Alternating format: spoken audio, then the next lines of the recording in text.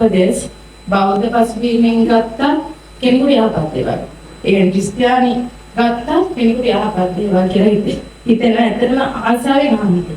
මට හිතන්නේ සභාවකට ගිහින් අහනික දේශනාවක් වගේ. ඉතින් මේ දුන්නේ උපදේශ එක්කෙනෙක් හරි තීරණ දෙකක් අතර හොඳ ජීවිතයක් ලැබෙයි. ඉතින් මේක මම කාලේ ඔබතුමා බොහොම අවධානය හැම කෙනෙකුට ලබා ගැනීම හැම කෙනෙකුට දුන්න වටිනා උපදේශ ගොඩක්. ඉතින් හැමෝටම කියන උපදේශ අමුකම් දෙන්න ජීවිතය යහපත් දීර්ඝ වෙන්න හොඳ අධිකාරයක් වේ කියලා. ඔබතුමාට ස්තුතියි. අසා සිටින මගේ සහෝදරයන්ට ස්තුතියි.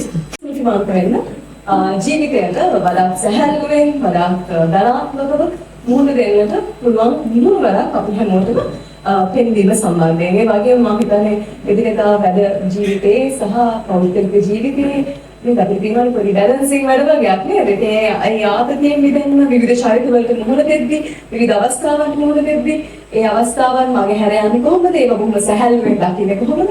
කියන කාරණා ගැන බොහොම රසවත් ඉදිරිපත් කිරීම වෙන උත්මාන බොහොමත් ස්තුතිවන්ත වෙනවා දේශප්‍රිය මහතාට.